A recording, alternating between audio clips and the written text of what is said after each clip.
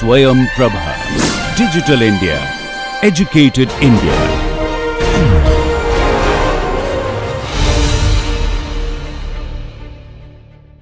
Welcome back, everybody. We are going to start a new topic, alkynes, all kinds of stuff out here. So we're going to talk about some molecules that have triple bonds. That means they have 2 pi bonds. Let's look at them, shall we? There are really 2 main classes of compounds. They are not very different except for one little aspect. And that is if you have a terminal alkyne, just as the name says, the triple bond is at the very end. So here, let's say this is a terminal alkyne. This is going to have a triple bond that has a hydrogen at the end.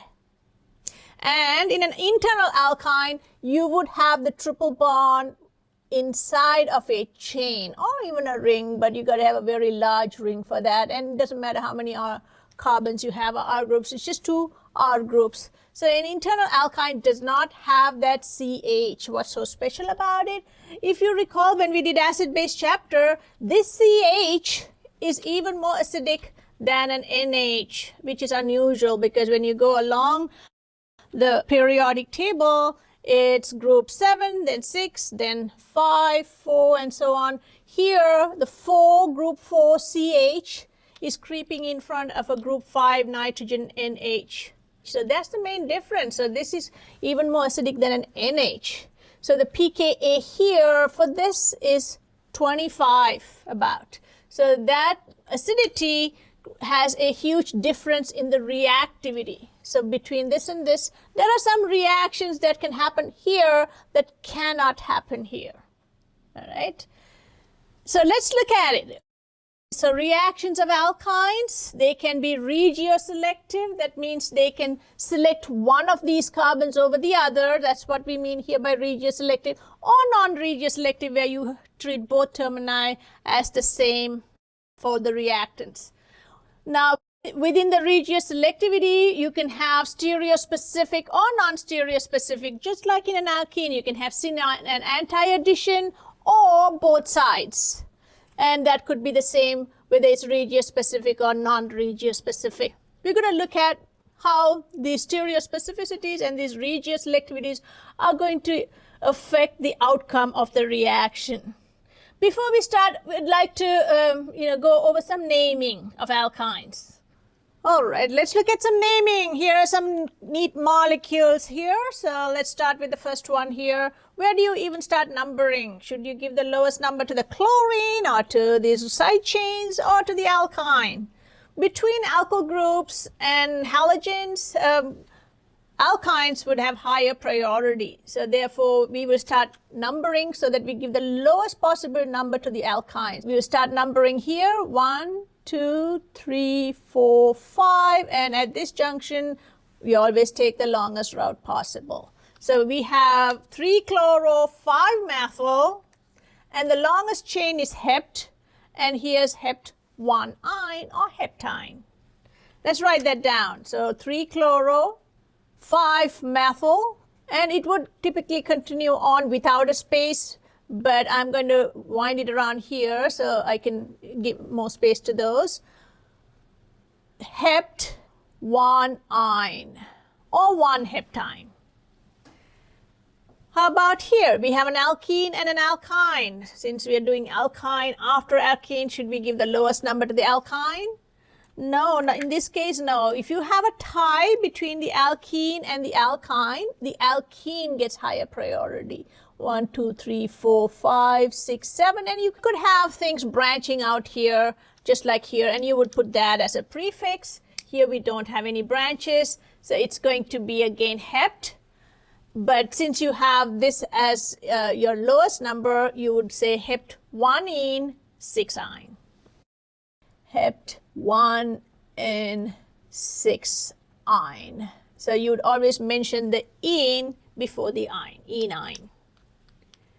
Here's another one. Now, over here, if you number it this way, 1, 2, 3, 4 for the alkene, 1, 2, 3 for the alkyne. So if in this case it's not a tie, If you had the same number for the alkene and the alkyne, let's say there was another carbon here, then you would give the lower number to the alkene. But in this case, alkyne would get a lower number than the alkene. So therefore, this is going to be 1, 2, 3, 4, 5, 6, 7, 8, and 9. And then we could say that this 5 has got an alkene, and that alkene, if you look at it, has got the groups on opposite sides, because these are going to be hydrogens and they are on opposite sides. So it's a trans or E. So it's 5E, and then we could then name the rest of the chain as nona 5ene 3-ine. Or you could say 5E 5-nonene 3-ine. All right. Let's look at this. Here's a cyclohexyl group, but it's a double bond in there, so it's going to be cyclohexene. Should we start numbering where you have a triple bond, or should we start numbering where you have a double bond? What do you think? We have to number this so that both the alkene carbons get the lowest number possible, because the parent is the cyclohexene chain. So we would number it from here, 1, 2, 3, and then that will be the cyclohexene. So on 3, you have a ethyne, so it's ethynyl. 3-ethynyl cyclohexanine or cyclohexene. Ethynyl, cyclohexene or cyclohexanine, or 1-cyclohexene. They all mean the same thing. What about this one? It's kind of winding around. Shouldn't we find the longest chain possible first? Wasn't that the rule that we talked about? When you put a functional group, those rules can change from the alkane to other groups. So here we have to go by giving the lowest number to the highest priority functional group. In this case, alkyne. So we have to start numbering on the alkyne carbon. And if you had more carbons here, you would start at the very end. So this is 1, 2, 3, and well, between going up here and going down here, you'll meet more friends down here. So why go up? Just go down the chain. So on 3, you have a propyl, and this is a heptyne.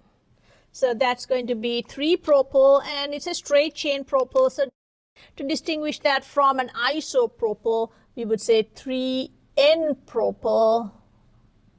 And if you didn't see the N, you'd have to assume it's a straight chain propyl. Hept, because that's the longest chain, 1-ine. Now, if you, in this case, there's also some stereochemistry shown here. So this is going to be 1, 2, 3 going clockwise, and that is going to be an R, 3R, and I'm going to do that again.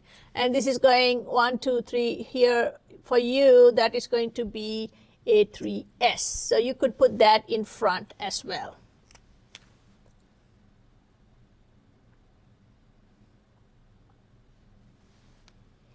So preparation of alkynes, this is a very standard method. I mean, this is pretty much how it's made in industry on a huge scale.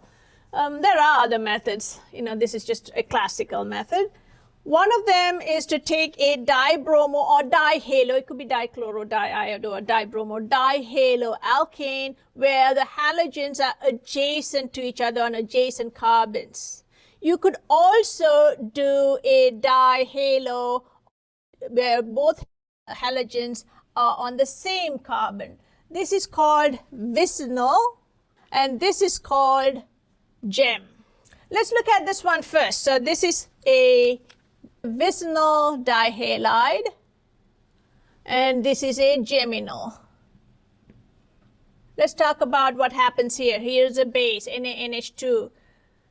NaNH2 is a very strong base, and it's going to pull off hydrogens because that's what bases do. They go after protons. So here is a proton. This bromine is electronegative, which makes this hydrogen really very vulnerable, as it's going to be electron deficient. Those electrons are pulled towards the bromine. So the pKa of this hydrogen would drop. It wouldn't be the same as a hydrogen here. So this would be the most likely candidate for hydrogen abstraction by this basic amide. So we have a sodium amide. Amides are some of the most powerful bases out there. pKa is about 38. So that's a very, very powerful base. The lone pairs here, you got 2 lone pairs on the nitrogen. And that is going to come in and grab that hydrogen here. Why this hydrogen and nothing over here? Well, this is right next to an electron withdrawing bromine. This bromine is going to pull electrons, which is going to pull electrons here. And so that bond is polarized and really thinned out. So the hydrogen's just hanging by a hair there. So it's going to pull off that hydrogen. Those electrons are going to run in here to the other bromine, because that carbon's also going to be electropositive, mainly because the bromine's pulling electrons and tugging at that carbon. So you are going to get a bromide here that's going to be remaining after the HBr is taken off. So you are going to have a double bond right here, and your hydrogen here would remain. And there's a hydrogen here and a bromide, and that is going to now come under attack from more NH2 because we have an excess of it. So your NH2 then comes back and grabs this hydrogen. Because at this point, if you grab this hydrogen, there's really nowhere for those electrons to go. But if you grab this, they can kick out the bromine. So it's got an avenue to relieve that negative charge by pushing it into this carbon that then pushes out that bromine. So now you have over here a triple bond. So you had 1 pi made on the first step. This is your second pi. The hydrogen here is gone, and there's just 1 hydrogen remaining at the end. So this is a terminal alkyne. Terminal because, well, that's where the buck stops. You can't really move further than that. Now, over here, this is the product. Most of the time, that's what's shown, but really, since this is acidic, this is a pKa of 25. What would happen is that's going to get pulled off by this amide, which has a pKa of 38. So you know higher pKa is going to be more basic. So that is going to pull that off to give you an anion, and the anion then is going to be protonated by water or acid. So you'd have your sodium here. Your sodium is going to come in as your counter ion. Then you would have to wash this out with acid to give you the alkyne. So in all of this, ammonia keeps going off as a gas. And so for all of them, you'd have ammonia, leaving as a gas, which means there's a lot of entropy released. And so it goes in the forward direction for the most part, and the reverse reactions really inhibited by that. And here is your triple bond protonated by that H3O plus. And you would also get sodium with, whatever the chloride or whatever this is coming with. Let's say this is aqueous HCl, then you would get sodium chloride, NaCl, and ammonia going out. So this is just a very common reaction for making terminal or internal alkynes. Now, if you want to leave it here and use that as a nucleophile, that's great. Typically, that's what we do. Now, if you have a geminal like this, now there are possibilities for that. You are going to do an E2, just like we did here, E2 reaction. Here's one E2 followed by another E2. This is going to be an E2. And there are possibilities. In this case, you can have this hydrogen leave with this and this hydrogen leave with this. Or you could have these hydrogens leave with this bromine. Which do you think there's a preference? Not really. If it is symmetric, you'll get one product. If it is asymmetric, then you will get 2 products. You could get cumulines, but those aren't very stable, so you typically get alkynes. So let's do the same thing over here. Your amide picks up that hydrogen, which then goes over here, kicks out that bromine to give you one double bond. Then you would have a bromine remaining on there and a hydrogen. And then your hydrogen, so here's your NH2 base, which is the amide, which will pick up this hydrogen, and that is going to then create a triple bond by kicking out that bromine when your pi bond comes in. So that's going to give you a triple bond where you have two pi bonds overlapping a sigma bond. And then you would have sodium go off with the bromide and ammonia forming during the reaction. In this case, you'll have two of these just because you did this twice over, so you have excess. So I'm just going to put 2 NaBr plus ammonia, and then you would have 2 ammonia too, but it's just an excess, so it really doesn't matter. So as you can see here, this is a symmetric molecule. You can have a triple bond formed by abstracting these two hydrogens and doing E2 with those bromides, or you could abstract these two and do a triple bond here. But since this is symmetric, you would get only one product. But if your bromides had been, let's say, somewhere else, then you would get two different products from abstraction of hydrogen, from both sides of the geminal dibromide. So it depends on your starting material what your product is going to be. In this case, it just happens that it's a symmetric one, so you would only get one product. Because if you did these hydrogens, you'll get your triple bond here, which is the same thing as flipping this around. So as we mentioned before, the CH on the terminal alkyne is acidic, and we can exploit that property to make it reactive.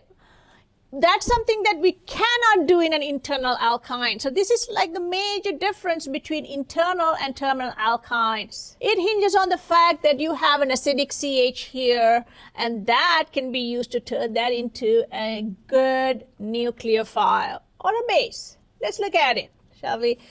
So let's say you have an alkyne and you have a straight chain or a cyclic. It doesn't really matter. Here's your triple bond here, and it's got a hydrogen, and you can have other stuff on here. It really doesn't matter. We're mostly concerned about the triple bond. That CH is acidic, and so if you bring something that has a higher pKa, like ammonia, which has a pKa of about 38, so let's take ammonia for example, that would have a pKa of 38, which means the conjugate base is going to be very, very basic.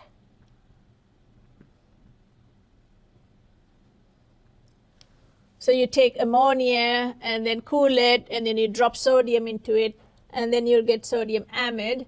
So this basic amide is going to go after this acidic hydrogen, pKa 25.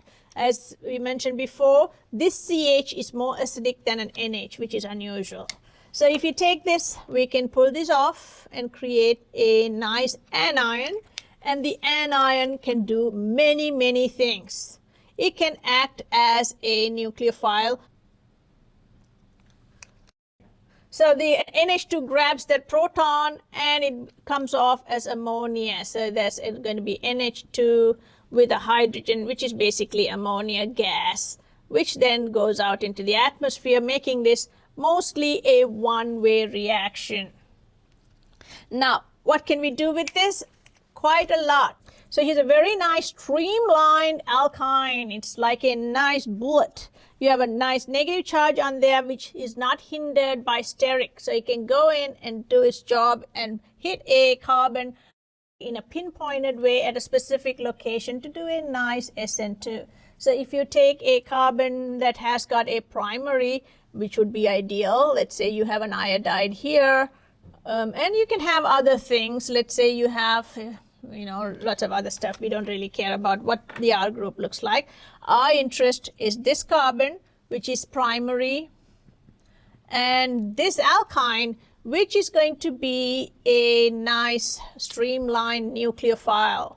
So you can do a nice SN2 attack. So if I take this nucleophile, let's say I bring it over here, same nucleophile, So if I bring this nucleophile here, I can do a very nice backside attack.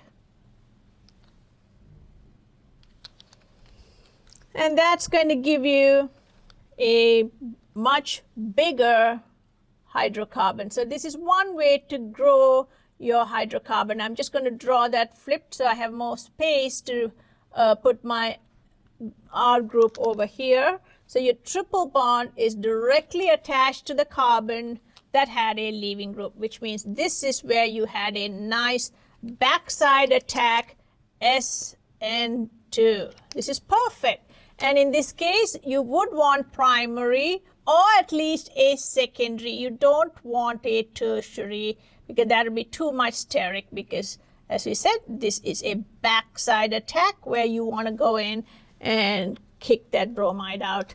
And we would draw out your long chain here, 3 carbons, isopropyl over here. So this is one way to grow your starting material into a bigger molecule and more complex. Then you can add stuff onto this alkyne, and we are going to see a lot of reactions that add to alkynes, just like we saw in alkenes. A lot of them are very similar. Okay. So SN2 is one thing we can do. What's another thing we can do? We can do something that is SN2-like. And we saw this with epoxides, that's right.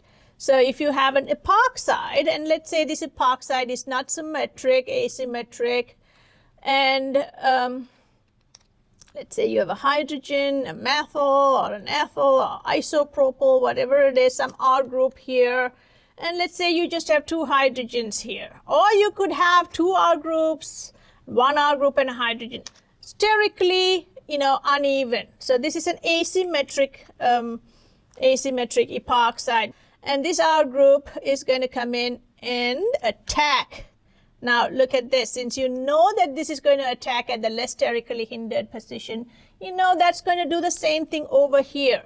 Why would it switch course when you know that that's what it wants? So this anion is going to come in, this lone pair here is going to attack the less substituted carbon, and flip this over, kick this over here, and after that you are going to get a R group hanging on here, and the chain's going to expand. So these are all alkyl chain expansion reactions where you're bringing in a nice nucleophile that's got a ton of potential to be functionalized later, and you would then join them and make bigger molecules. So here are your 2 hydrogens from here. Your oxygen went over here. Initially, it will be an anion, and then we are going to take that anion, and this is going to be step number 1, and step 2, I would say, followed by hydrolysis, or H3O+.